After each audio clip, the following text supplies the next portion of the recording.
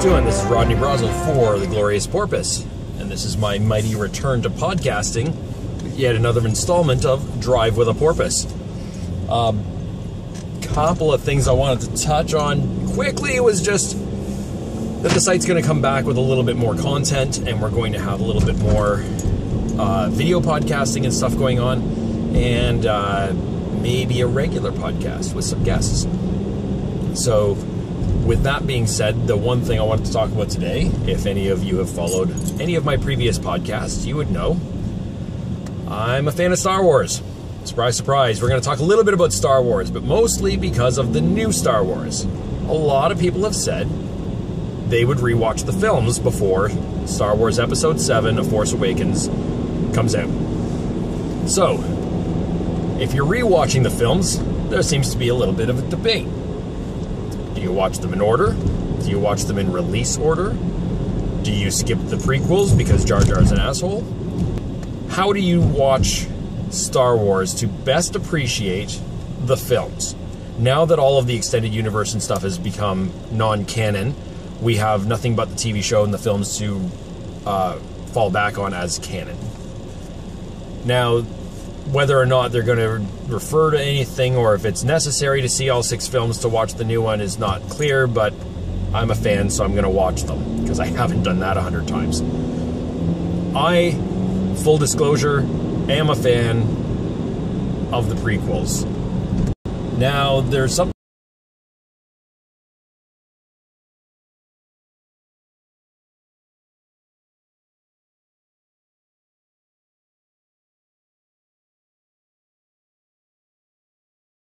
films called the Machete Order.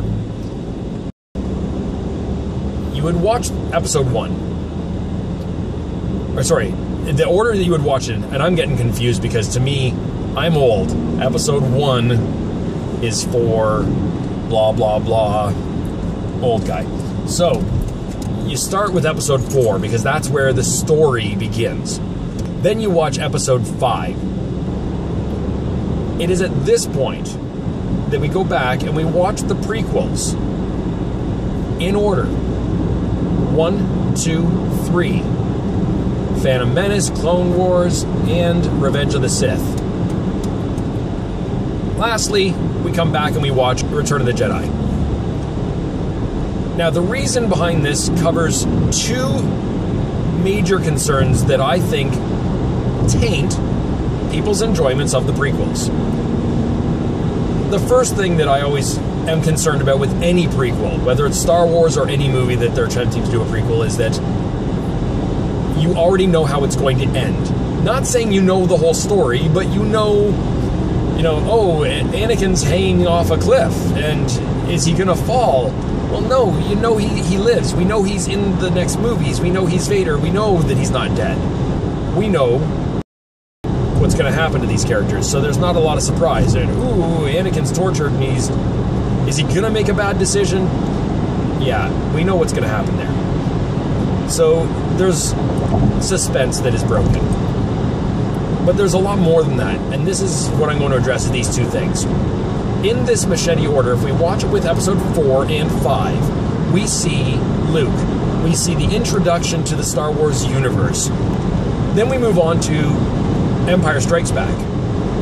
And Empire Strikes Back is my favorite of the entire series, mostly because that's the point at which a great story became awesome.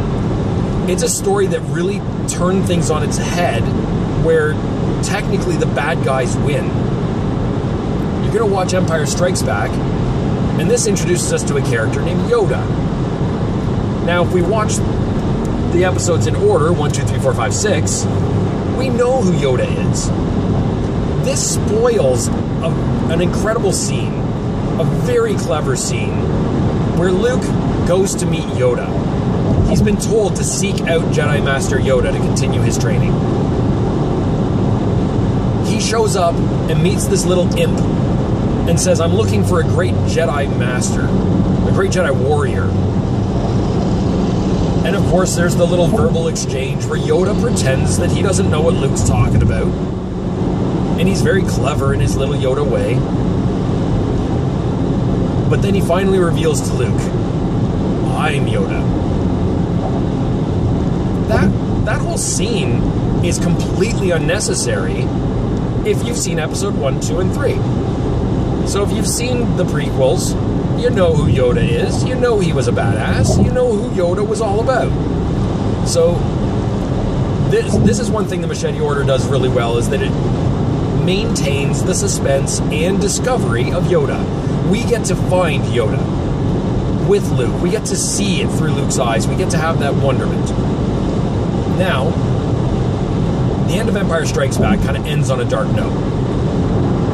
The good guys feel a little defeated. The Empire has got a leg up. They've kind of pushed the rebellion back a little.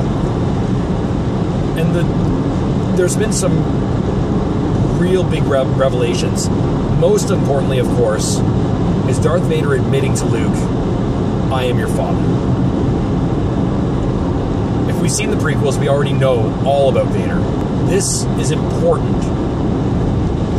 If you've seen 1, 2, and 3, worse than spoiling Yoda, you've now spoiled the biggest cinematic reveal of the entire trilogy. So we watch New Hope, then Empire Strikes Back. We're introduced to Star Wars exactly the same way as I was when I was younger, as my children were, because I did it right. They saw those ones first. You get introduced to Star Wars, you get introduced to these characters, you get introduced to this world, and you get introduced to this heart-wrenching moment where Luke has to face the fact that Vader is his father. No, it can't be true. Now, the whole story gets put on pause in the movies, as well as for us, the viewers. When we catch up to them in episode 6, Return of the Jedi, some time has passed, and we find out all of these things that have happened in this time. So this time gives us a gap. In that gap, there's a logical gap when watching episode 1, 2, and 3 in between 5 and 6, because while we are wasting this time watching these other movies and learning about a story of, you know, where Yoda came from, who Anakin was, all the stories revolving around Anakin, and even a young Obi-Wan Kenobi, who we've just now parted ways with in episode 4.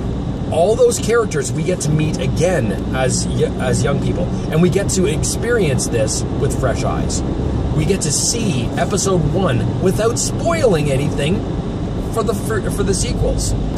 But we watch episode 1, 2, and 3, and we see how the universe shapes up before Star Wars.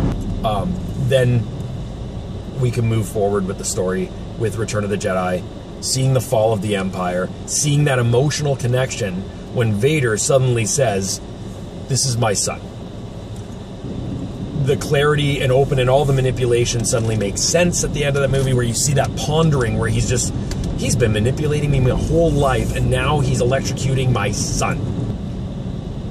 So he turns on Palpatine at the very end. This now has new value because of the prequel. So if we watch them in that order, I think that some people may find an appreciation that they didn't have for the prequels. Put in the comments if you plan on trying this, if you have done this, or if I suddenly have inspired you to try it with the Machete Order, and see if the movies feel different or have different value or impact on you. So before episode 7 comes out, I plan on watching it this way, and I'm looking forward to hearing how you guys all thought about it that way. Let me know in the comments below. Thanks for taking a drive with me, and we'll catch you next time.